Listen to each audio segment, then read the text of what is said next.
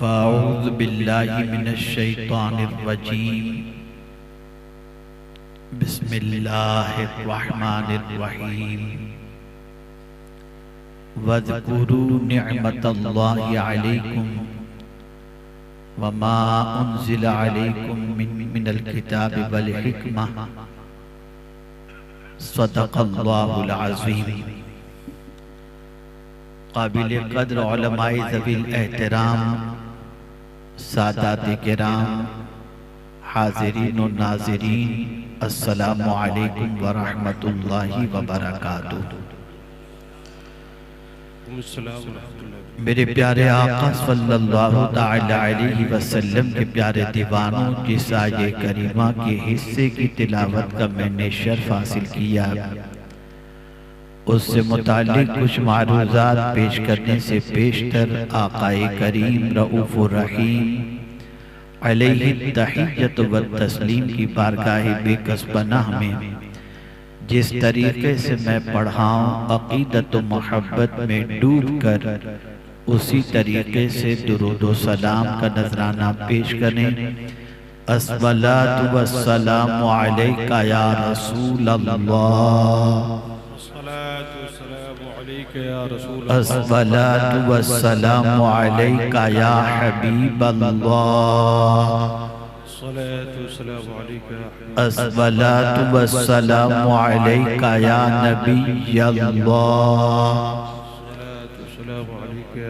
व अला आलिका व अस्हाबिका या नूर अल्लाह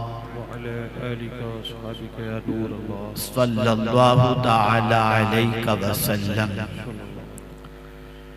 मेरे प्यारे आका सल्लल्लाहु तआला अलैहि वसल्लम के प्यारे दीवानों, एक ईमान अफरोज खिताब आपने मुहिब गिरामी हज़रत मौलाना सैयद अमीनुल क़ादरी साहब से समाअत फरमाया। मैं भी थोड़ी देर के लिए कुछ मारूज़ात पेश करने की गरज से हाजिर आ गया हूँ।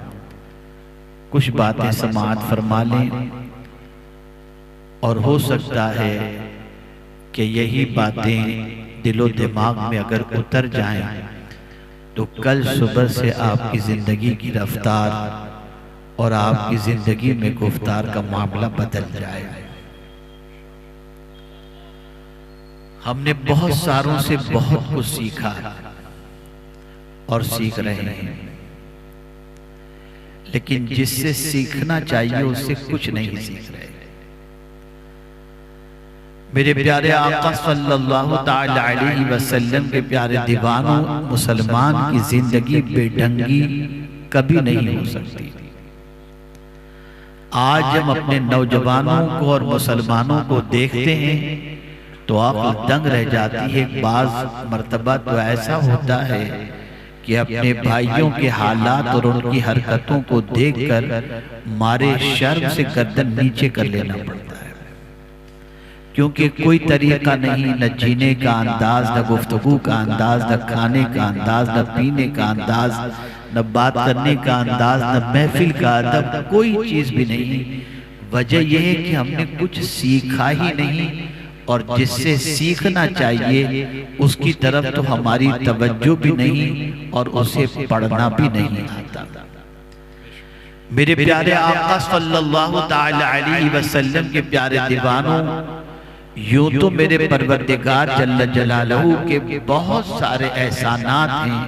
हम उसके एहसानात का बदला या उसके एहसानात को अगर शुमार करना चाहें तो नहीं कर सकते, लेकिन एक एहसान मेरे परवरदिगार ने इतना अजीम फरमाया कि उस एहसान को अगर हम पेशे नजर रखें और उस एहसान से अगर फायदा उठाएं तो हमारी दुनिया भी संवर जाए और हमारी आखिरत भी संवर जाए।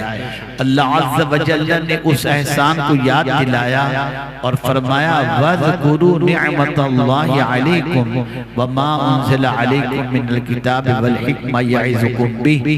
अल्लाहु अकबर। अल्लाह अज़्ज़ व जल्ल इरशाद फरमाता है, अल्लाह के एहसान को याद करो। अल्लाह अकबर। वो कौन सा एहसान है अल्लाह का जिसे अल्लाह अज़्ज़ व जल्ल याद करने के बारे में फरमाता है। तो रब्बे कदीर जल्ल जलालहू ने इरशाद फरमाया, उसने तुम पर किताब व हिकमत नाजिल फरमाई, यानी तुम्हारे पास ऐसी किताब आई जो हिकमत वाली किताब है। अल्लाह अज़्ज़ व जल्ल ने इस किताब के हवाले से फरमाया कि अल्लाह के इस एहसान को याद करो। मेरे प्यारे आका सल्लल्लाहु अलैहि वसल्लम के प्यारे दीवानों, ये कुरान है, अगर इससे ताल्लुक मुसलमानों का उस्तवार हो जाए तो इस किताब के रास्ते पर चलने वाला इंसान न दुनिया में भटक सकता है और न दुनिया में उसकी जिंदगी बेराह रवी की कभी शिकार हो सकती है। आप जरा देखें, हमने रास्ता तलाश करना है तो हम पिक्चरों से रास्ता तलाश करते हैं, सीरियलों से रास्ता तलाश करते हैं, लेकिन अल्लाह फरमाता है जितनी भी जिंदगी में तुम्हें नसीहतों की जरूरत है, ये ऐसी किताब है कि इस किताब के अंदर हर किस्म की नसीहत मौजूद है। मेरे प्यारे आका सल्लल्लाहु अलैहि वसल्लम के प्यारे दीवानों, जो कुरान की नसीहत पर अमल करे, मैं पूछना चाहता हूँ, अभी सैयद साहब खिताब फरमा रहे थे, मुमकिन है इनसे पहले भी कुछ उलमा ने खिताब फरमाया हो, कभी आपकी बस्ती में कोई बड़े बुजुर्ग आ जाएं और वो कोई नसीहत करें तो आदमी कहेगा इनकी नसीहत पर अमल करो, इनकी बातों पर अमल करो। पता चला एक इंसान, उसके लिए अदब का तकाजा ये है कि अगर किसी को बड़ा मानता है तो उसकी नसीहतों को फॉलो करे, उसकी नसीहतों पर अमल करे। अब अल्लाह अज़्ज़ व जल सबसे बड़े एहसान के तौर पर फरमा रहा है कि हमने तुम पर एहसान फरमाया, हमने तुम्हारे लिए किताब नाजिल फरमाई, जो किताब भी है और हिकमत वाली किताब भी है, ये जो तुम्हें नसीहत करे, इस नसीहत पर तुम अमल करो। हमने कुरान की नसीहत को पसे पर्दा डाल दिया, हमने कुरान की नसीहत को पसे पुष्ट डाल दिया। हम चलना तो चाहते हैं लेकिन कुरान के बताए हुए तरीके पर नहीं, अपनी मर्जी के मुताबिक चलना चाहते हैं। मुझे बताइए कौन सा इंसान मंजिल तक पहुंच सकता है जब बताने वाला रास्ता बताए और उस रास्ते पर चलने की बजाय कोई और रास्ते पर अगर चलेगा तो भटक जाएगा। कुरान का रास्ता सबसे अजीम रास्ता है, सीधा रास्ता बताने वाली ये किताब है। ये किताब जिसने भी इस किताब को थामा और इसके डायरेक्शन को फॉलो किया, वो मंजिल को भी पा लेता है, मकसद को भी पा लेता है और मुराद को भी पहुंच जाता है। अल्लाह के रसूल सल्लल्लाहु अलैहि वसल्लम इसी किताब पर अमल कराते रहे, इसी किताब की तिलावत की आदत डलवाते रहे, इसी किताब के डायरेक्शन पर चलाने की कोशिश करते रहे। बल्कि अगर मैं ये कहूँ तो गलत नहीं होगा, लोगों के दिलों पर चढ़े हुए जंग को अगर अल्लाह के रसूल ने किसी चीज से दूर किया है तो अल्लाह की किताब की तिलावत के जरिए दूर किया है। ये किताब पढ़ते हुजूर सल्लल्लाहु अलैहि वसल्लम दिलों का जंग धुल जाया करता था। इस किताब की बुनियाद पर कुफ्र की वादियों से निकलकर इंसान इस्लाम की शाहराह पर गामजन होते नजर आए। बल्कि यहाँ तक कि जिन्हों के बारे में भी मौजूद है कि जब रसूल रहमत सल्लल्लाहु अलैहि वसल्लम से कुरान सुना तो जिन्हों ने कुरान सुनने के बाद ईमान की दौलत से बहरावर हुए। इसीलिए कुरान कहता है कि जिन्हों ने अपनी कौम से कहा इन्ना समिअना कुरानन अजबा यहदी इला रुश्द फआमन्ना बिही वलन नुश्रिक बिरब्बिना अहदा। कुरान कहता है कि जिन्हों ने अपनी कौम से कहा कि हमने एक अजीब कुरान सुना है जो बड़ी अजमत वाला है और हम उस पर ईमान भी ले आए हैं और हमने हिदायत का रास्ता इख्तियार कर लिया है और अब जिंदगी में कभी शिर्क नहीं करेंगे, कभी माबूदाने बातिल की परस्तिश नहीं करेंगे। यहाँ से ये बात समझ में आई, जिन कुरान सुने तो ईमान की दौलत नसीब हो जाए, कुफ्र कुरान सुने तो ईमान की दौलत नसीब हो जाए। ऐ मुसलमान, तू कुरान को अल्लाह की किताब मान करके भी तो अल्लाह की किताब न सुनने का शौक रखता है और न अल्लाह की किताब पर चलने का शौक रखता है। आज का मुसलमान कभी बेराह रवी का शिकार न होता, नाकामी की दहलीज पर कभी न पहुंचता अगर कुरान के बताए हुए तरीके पर अमल करता। मैं सिर्फ एक आयत आपके सामने पेश करता हूँ और आपसे पूछता हूँ, पूरे कुरान को छोड़िए, उस पर तो अमल करना जरूरी है ही, उस पर अमल नहीं हो रहा। एक आयत पर देखिए, सराहत के साथ हमारी कौम का नौजवान उस आये करीमा के खिलाफ अपनी जिंदगी गुजारता हुआ नजर आ रहा है। कुरान कहता है कुल लिल मुमिनीना यगुद्दू मिन अबसारिहिम व यहफज़ू फुरूजहुम, मेरे महबूब मोमिनों से कह दें अपनी निगाहों को नीची रखें। या अल्लाह, हुजूर से कहलवाया कि मेरे महबूब ये तुम्हारे गुलाम हैं, तुम पर मरमरने का दावा करते हैं, तुम पर सब कुछ लुटाने की बात करते हैं, उनसे कह दो मोमिनीन कहा गया, इंसान नहीं कहा गया, मोमिनीन से कह दो, इसलिए कि जो आपको मानने वाला है वो आपकी बात जरूर मानेगा। तवज्जो चाहूंगा, हुजूर से कहा गया मोमिनीन से कह दो, क्या कहो? कहो कि यगुद्दू मिन अबसारिहिम, अपनी निगाहों को नीची रखो। ए मोमिनो, नारा लगाने से काम नहीं चलेगा। आप नारा लगाते हैं, दामन मुस्तफा नहीं छोड़ेंगे, लेकिन बात हुजूर की नहीं मानेंगे। माअल्लाह, ये सिचुएशन बन गई। हुजूर फरमाते हैं निगाहों को नीची रखो। मैं कभी कभी तो मुसलमानों की निगाहों को देखकर कभी कभी शर्मिंदगी महसूस होती है। ऐसे कई मौके आए जहां पर हमने मुसलमानों को देखा कि उनकी आवारा गर्दी को देख करके और उनकी बेरादबी को देखकर हमें चेहरा फेर कर किसी दूसरी जानिब से चलने का ख्याल पैदा हुआ कि कहीं लोग ये न कहें ये देखिए मुसलमानों के जिम्मेदार जा रहे हैं और इनकी कौम ये कर रही है। हमारी कौम का नौजवान, मैं आपको बताऊंगा तो हैरत होगी, ताजा सर्वे के मुताबिक दुनिया में सबसे ज्यादा गंदी पिक्चर देखने वाले अगर कोई है तो वो मुसलमान है।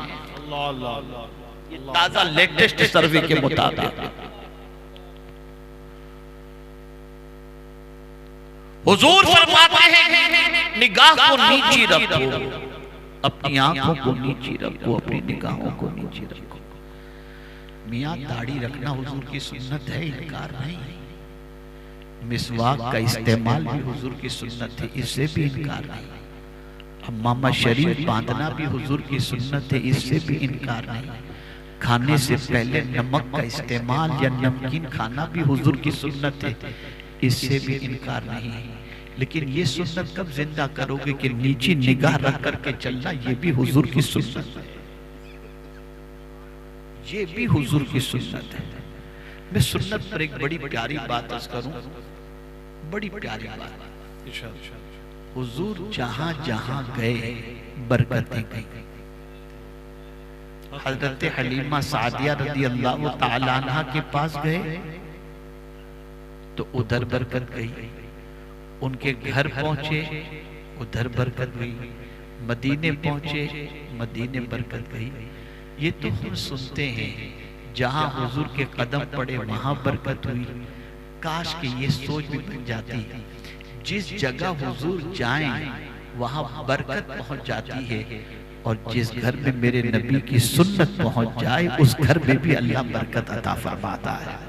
हमारे घरों से हुजूर की सुन्नत खत्म हो रही है, हमारी जिंदगियां बिल्कुल बद से बदतर होती जा रही। मैं आपको बताऊं बड़ी मादरत के साथ कि ये जो हम जलसे करते हैं और आप हजरात तशरीफ लाते हैं, बातें सुनते हैं, होता है बहुत सारों के दिलों के अंदर अमल का जज्बा पैदा होता होगा, लेकिन जिस कौम का मिजाज ये हो कि 50 माह रमजान गुजारने के बावजूद भी उसकी जिंदगी रोजे रख करके न बदली हो, हज करके न बदली हो, ये जलसा क्या उसकी जिंदगी बदलेगा?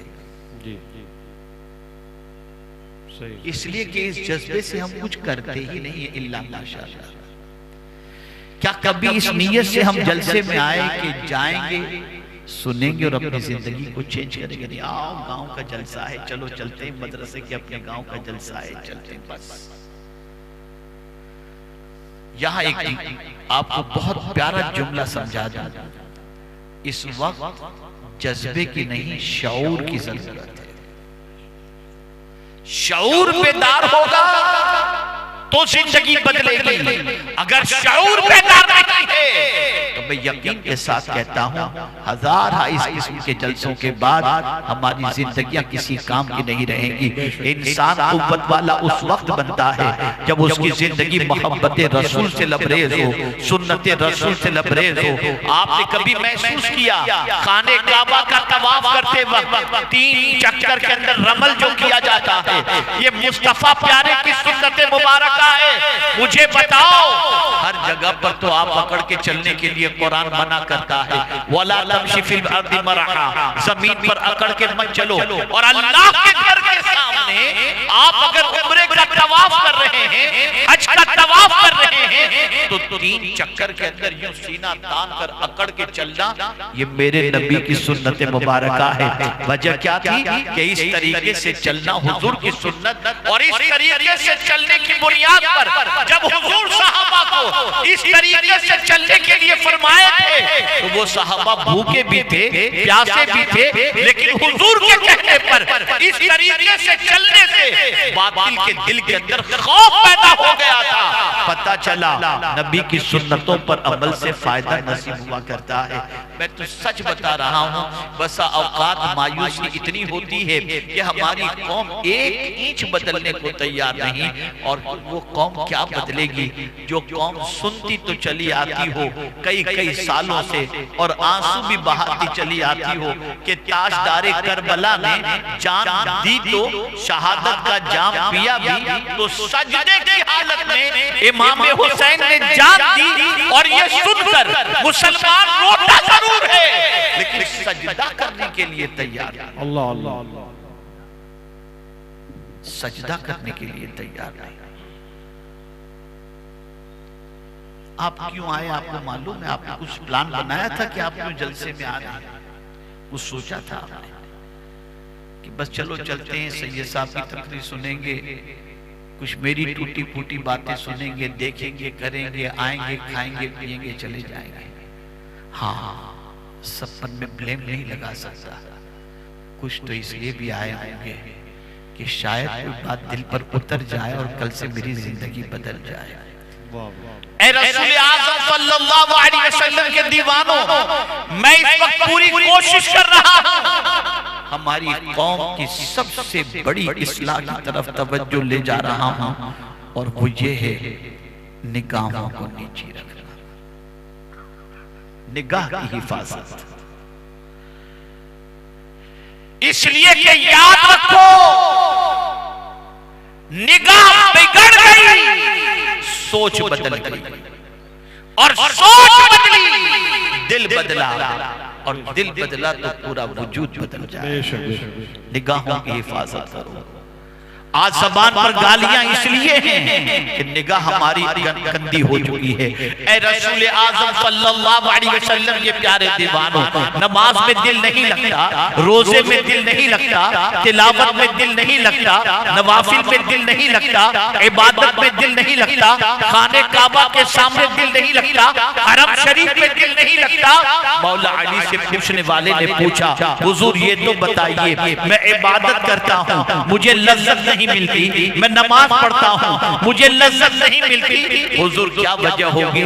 इरशाद फरमाते हैं, निगाहों की हिफाजत कर, तुझे इबादत में लज्जत मिल जाएगा, इबादत में लज्जत मिल जाएगा। आप जरा सोचो, जरा गौर करो।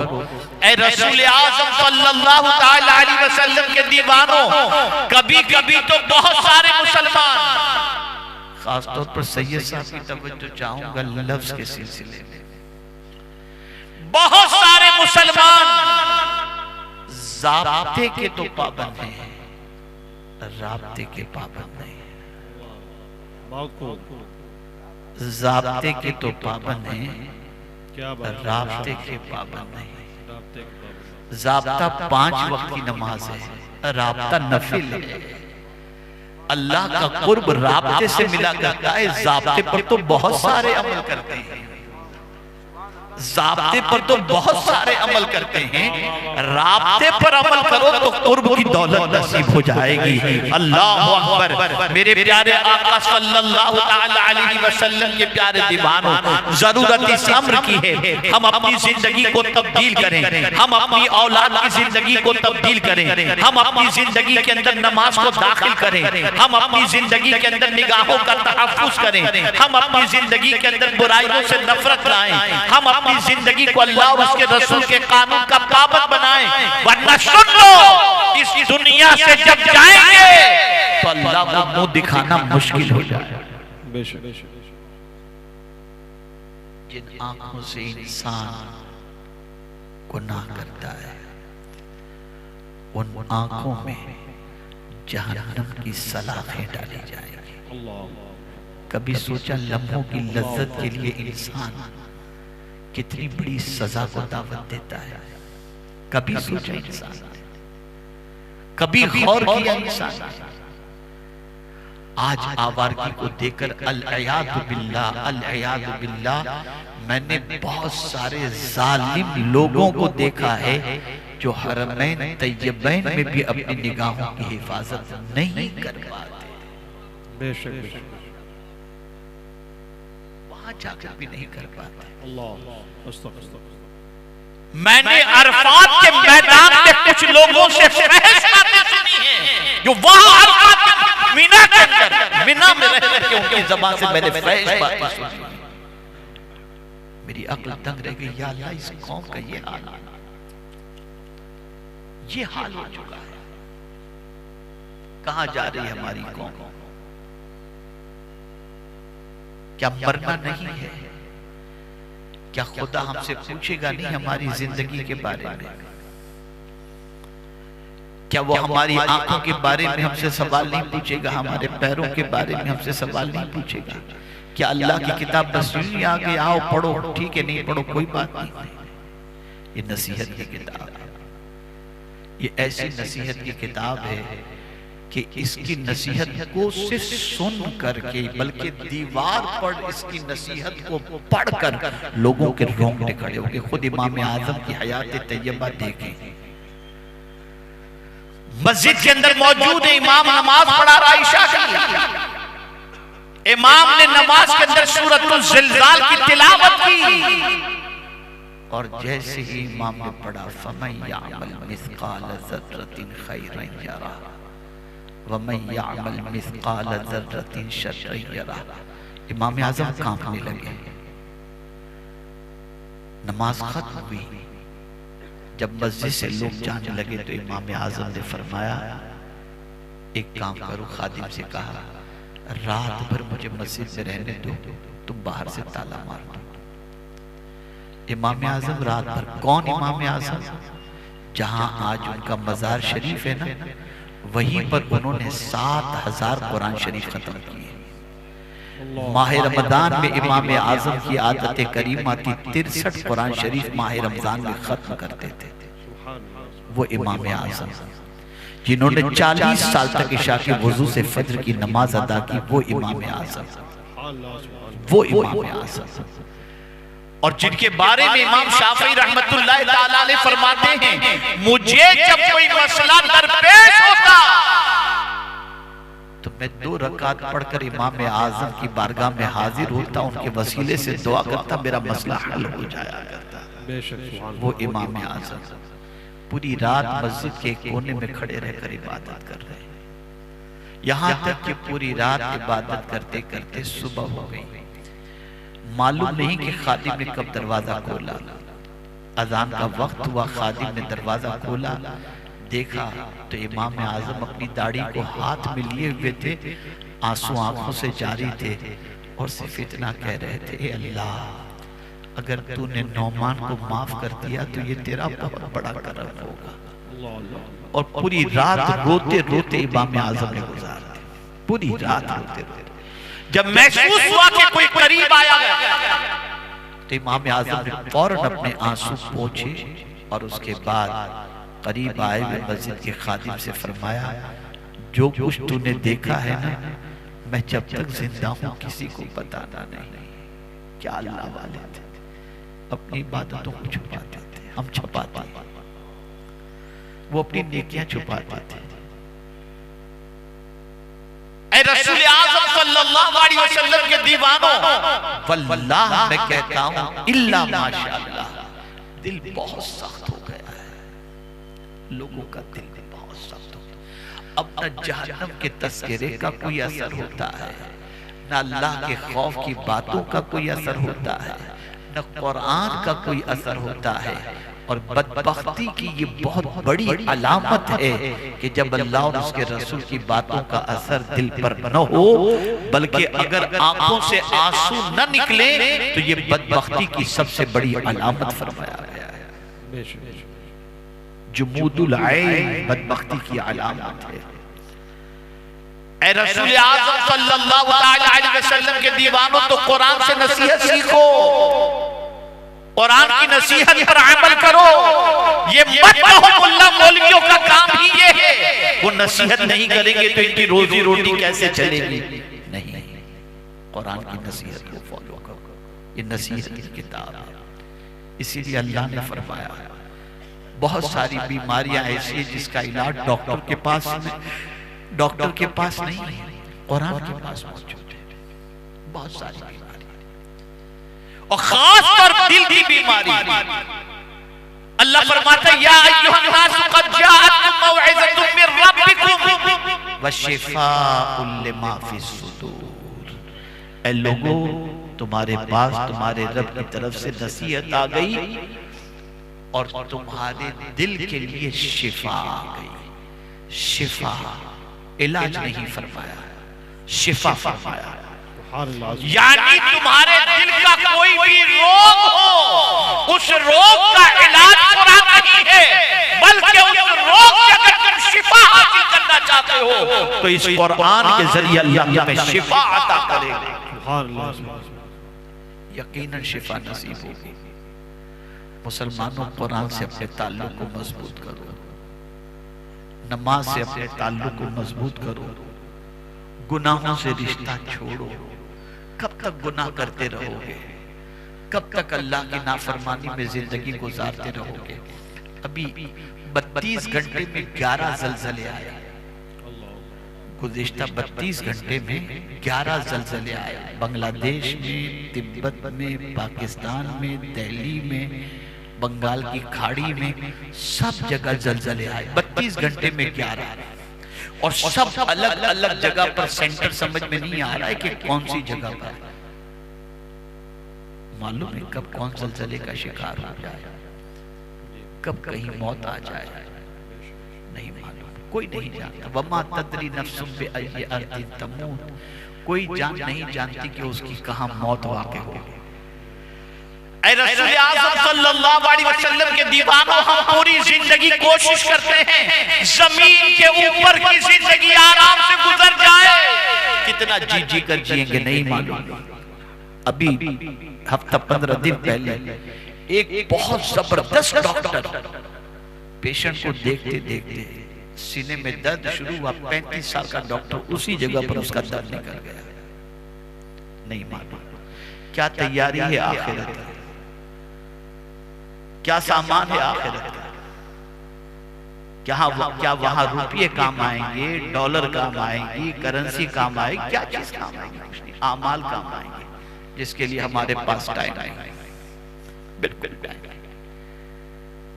हमने तो बहुत सारों को इतनी आसानी से नमाज छोड़ते हुए देखा जैसे नमाज छोड़ना कोई गुनाह है ही नहीं, है ही नहीं। हुजूर मुफ्ती आज़म हिंद अलैहि रहमतुल्लाह व रिज़वा की ज़ौजा और हमारी मखदूमा ऐसी औरतों से भी पर्दा करती थी जो औरतें बेनमाजी थी। अल्लाह अल्लाह, ऐसी औरतों से भी। गौसे पाक रज़ियल्लाहु ताला अन्हु फरमाते हैं, बेनमाजी मर जाए तो उसे मुसलमानों के कब्रिस्तान में न दफनाया जाए। अगर इशा और फज्र की नमाज हम पर गिरा गुजरती है और फिर भी हम अपने आप को मोमिन कहते हैं, तो मैं समझता हूं अपने दावे में हम कमा हक सच्चे नहीं, इसलिए कि हुजूर ने फरमाया कि मुनाफिक पर इशा और फज्र की नमाज भारी है। अजीब सिचुएशन है।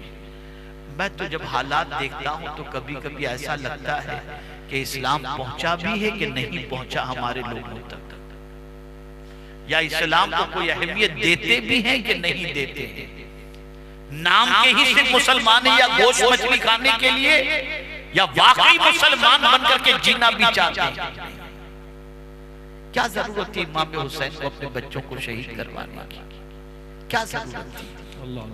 क्या तख्त और ताज के लिए उन्होंने शहीद करवाया हजरत अली अकबर को? क्या जाहो हिशम के लिए उन्होंने हजरत अली असगर की कुर्बानी दी? क्या उन्होंने खुद जान इसलिए दी कोई तख्त और ताज पीछे हजरत इमाम ज़ैनुल आबिदीन को मिल जाए? एक ही मकसद था, मेरे नाना की उम्मत तक मेरे नाना का दीन पहुंच जाए, और मेरे नाना की उम्मत कुरान पर अमल करके, दीन पर अमल करके अपनी दुनिया और आखिरत दोनों संभाल ले। लेकिन अफसोस हम शरबत और खिचड़ा खाने ही से फुर्सत नहीं पाते। ये हमारा हाल हो गया। वल्लाह मैं कहता हूँ इतना सख्त दिल हो चुका है मुसलमानों का, इतना सख्त दिल हो चुका है कि अब कोई फर्क नहीं पड़ता गुनाह करने के अंदर, कुछ नहीं इल्ला माशाअल्लाह। डरो अल्लाह से, डरो अल्लाह से। मुझे याद आता है, क्योंकि मैंने अभी हफ्तावारी इज्तिमा के बाद भी मैंने एक बयान रिकॉर्ड करवाया है, उसके अंदर माह रमजान में क्या करें और माह रमजान में क्या न करें। तो न करने में मैंने दो ही चीजों पर सबसे ज्यादा तवज्जो दिलाई है, एक तो जबान की हिफाजत, एक दूसरी निगाह की हिफाजत। बस इसकी प्रैक्टिस माह रमजान के अंदर करो, इसकी प्रैक्टिस करो।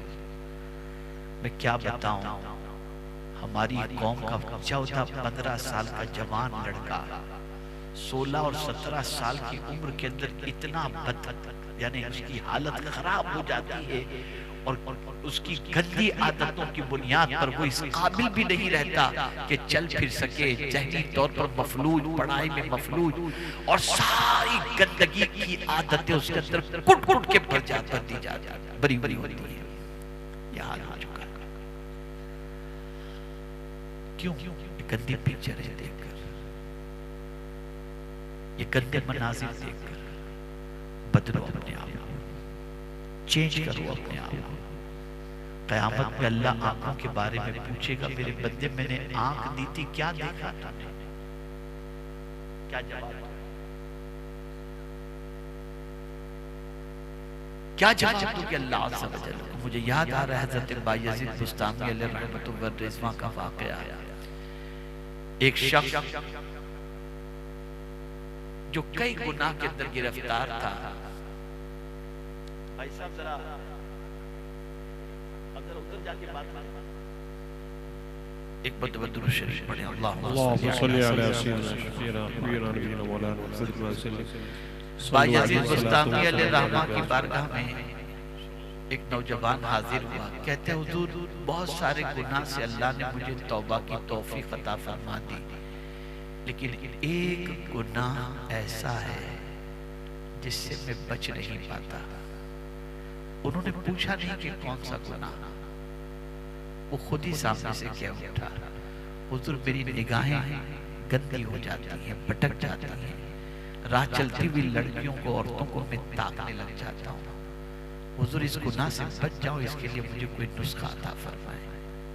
एक ही जुमला इरशाद फरमाया, बेटे जब तेरा नफ्स या शैतान किसी औरत को, किसी लड़की को देखने के बारे में तुझे वर्गलाए, तो एक ख्याल अपने जहन में ले आना कि तू उसे देख रहा है और तेरा खुदा तुझे देख रहा है। तू उसे देख रहा है और तेरा खुदा तुझे देख रहा है। जा बेटा इस तस्वुर को कायम रखना। अब 15 रोज के बाद आना। जब वो 15 रोज के बाद आया तो उसकी निगाहें झुकी हुई थी, रोते हुए कहता है अब तो निगाह उठाने की हिम्मत नहीं होती। गंदी पिक्चर देखते वक्त जरा सोचो, जरा ख्याल करो, कौन देख रहा है? उससे छुप कर कहां जाओगे? कहां जाओगे उससे छुप कर? वो तो दिलों के भेद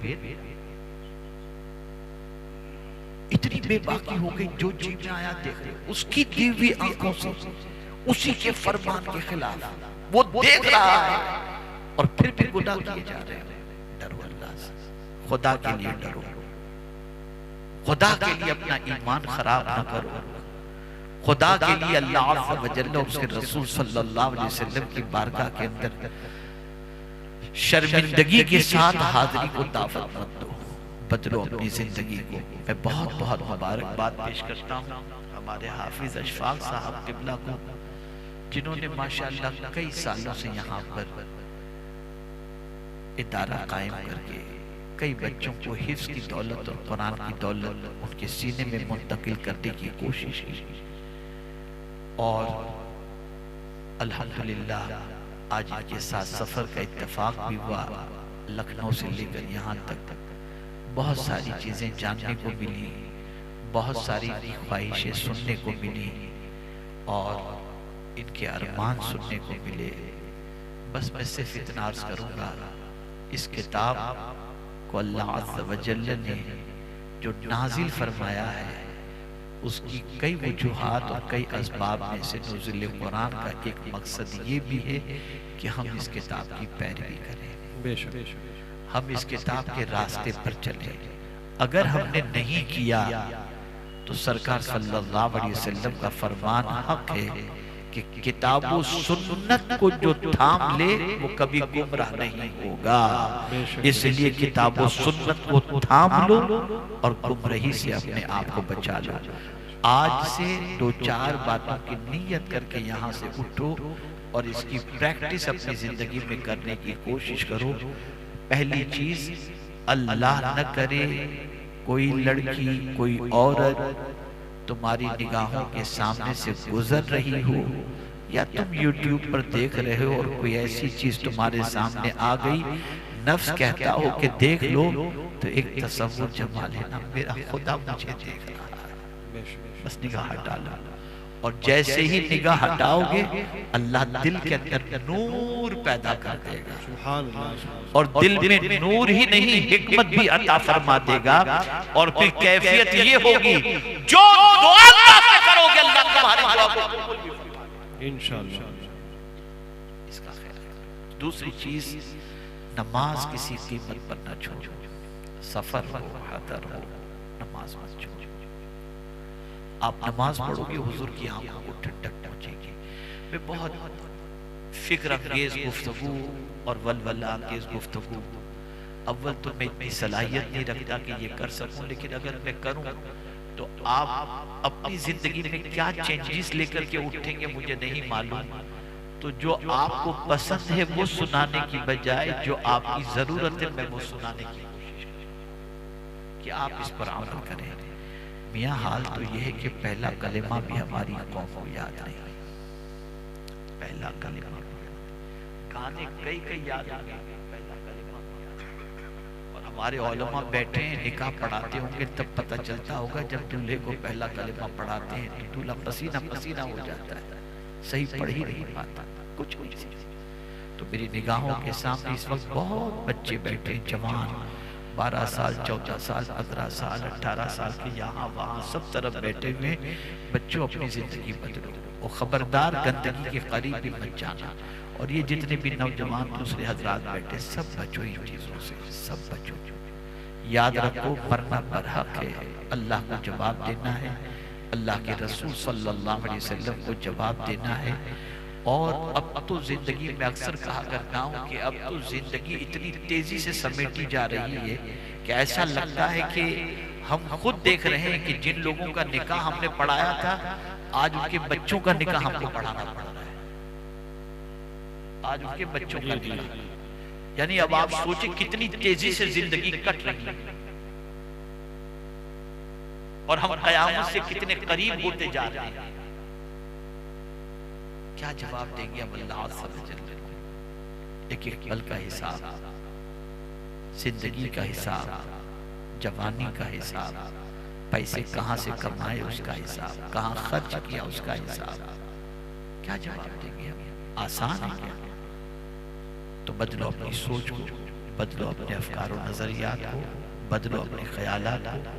उमूमी तौर पर मैं 12 बजे के बाद जल्दी से मुझे बयान करना मतलब मेरे लिए तकलीफ हो जाती है बात, लेकिन मैं आपकी समातों के जज्बे को महसूस कर रहा हूँ कि आप पूरी तवज्जो और इन्हमाम के साथ सुन रहे हैं। काश कि किसी के दिल में मेरी बात उतर जाए। अब एक बात अर्ज करता हूँ, सफाई। सफाई के 3 तरीके हैं। कितने तरीके जरा कहें, मैं समझूं कि आप जा रहे हैं। कितने तरीके हैं? 3 तरीके। हमारे दिल में भी जंग लग चुका है, तो सफाई के 3 तरीके हैं। दिल कितना जंग आलूदे में उसके हवाले से समझा था। एक तो होता है घर में जो कांच होता है ना, आईना, आप उसको साफ करते होंगे। मेरे चश्मे हैं, मैं चश्मे के कांच को साफ करता हूं। आप घर के आईने को साफ करते हैं। आईने को साफ करना कोई मुश्किल मसला नहीं है। टिश्यू से यूं फेर दिया, आईना साफ हो गया। कपड़े से थोड़ा सा यूं आईने के ऊपर खींच लिया हमने, थोड़ा सा यूं कर लिया, आईना साफ हो गया। सही है? जवाब दीजिए मुझे, अगर मेरी बात सही है तो आप हाँ कहिए, समझना तो कहिए। ऐसा ही है जी जी। कांच को साफ करने में दिक्कत होती है? बोलिए।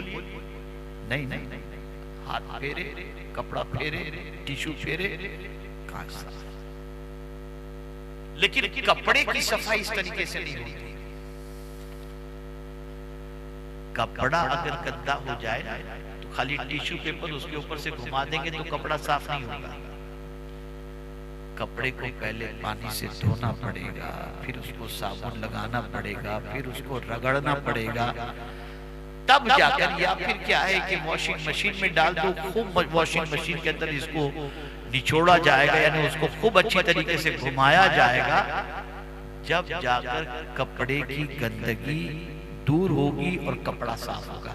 बताइए, कपड़ा सिर्फ टिश्यू पेपर फेर देने से साफ हो जाएगा? जवाब दें आप। जो प्रोसीजर मैंने बताया उसी तरीके से कपड़ा साफ होगा? बताइए आप। ठीक है। एक तीसरा तरीका है, वो है सोने को साफ करने का। सोने को साफ करने का तरीका यह है कि सोने के अंदर अगर मैल कुचैल आ जाए तो सोने को आग में डाला जाता है, और जब आग में सोने को डाला जाता है तो आग जो है सोने के मैल कुचैल को साफ कर देती है। बस अब समझ लीजिए, आज मैं आपको समझा देता हूँ, इतनी बात समझ में आ जाएगी तो मैं समझूंगा कुछ सीख करके आप हमारी पोजीशन, हम अल्लाह अज़्ज़ व जल अपने हबीब सल्लल्लाहु अलैहि वसल्लम के सदके में हम सबको ईमान पर जिंदगी दे और ईमान पर मौत नसीब फरमाए। अब हमारे दिल की सफाई और हमारी सफाई के भी 3 तरीके हैं। जैसा दिल वैसी सफाई। अगर दिल पर मामूली गर्द गुबार है तो इधर तौबा किए, इधर साफ हो गया, इधर तिलावत किए, साफ हो गए। बल्कि हुजूर सल्लल्लाहु अलैहि वसल्लम फरमाते हैं, 5 वक्त की नमाज और जुम्मा से जुम्मा तक की नमाज जो है, इसके दरमियान जो भी गुनाह होते हैं अल्लाह ताला उन गुनाहों को माफ फरमा देता है। ये सफाई हो गई। लेकिन हमारे दामन पर बहुत ज्यादा गुनाह के धब्बे लगे, बड़े बड़े गुनाह हम कर चुके हैं, और अल्लाह हमें साफ करना चाहता है, पाक करना चाहता है। अब वो पाक करने का तरीका जो है, अब वो कपड़े वाली पोजीशन हो जाती है, अब वो मिरर वाली पोजीशन नहीं रहती। अब मुसीबतें आती हैं, अब तकलीफें आती हैं, अब बीमारी आती है, अब बच्चों की नाफरमानी आती है, अब बच्चों का सताना आता है, और जब ये तकलीफें बेपनाह हमें टेंशन में गिरफ्तार कर देती हैं, तो इस तरीके से अल्लाह हमारी सफाई करवा देता है। जैसे कपड़े को खूब जो है वो परेशान किया जाता है ना, उसको मसला जाता है, रगड़ा जाता है, तब जाकर कपड़े की सफाई होती है। ऐसे ही अल्लाह ताला मुसीबतों से रगड़ रगड़ के, तकलीफों से रगड़ रगड़ कर हमारे गुनाहों को माफ फरमाता है। लेकिन कुछ गुनाह ऐसे हैं कि इन रगड़ से भी खत्म नहीं होते।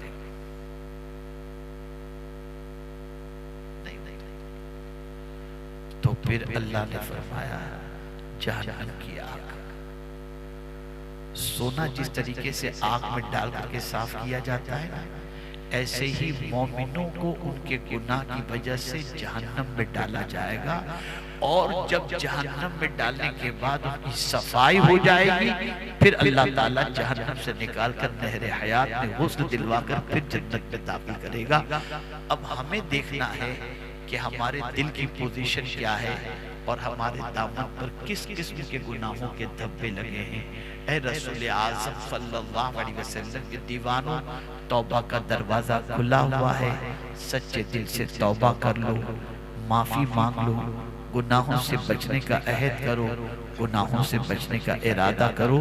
इंशाअल्लाहुल अज़ीम कुरान के डायरेक्शन को फॉलो करने की वजह से और कुरान के तरीके पर अमल करने की वजह से अल्लाह ताला दुनिया और आखिरत दोनों में सुरखरुई अता फरमाएगा। और याद रखें, अल्लाह जिसे चाहे पाक फरमा दे, और मदीने के ताजदार सल्लल्लाहु ताला अलैहि वसल्लम जिस पर निगाहे रहमत फरमा दें, उसकी जिंदगी के अंदर इनकलाब पैदा हो जाता है। इसीलिए आला हजरत अज़ीमुल बरकत इमाम इश्क व मोहब्बत कहते हैं, चमक तुझसे पाते हैं सब पाने वाले, मेरा दिल भी चमका दे चमकाने वाले।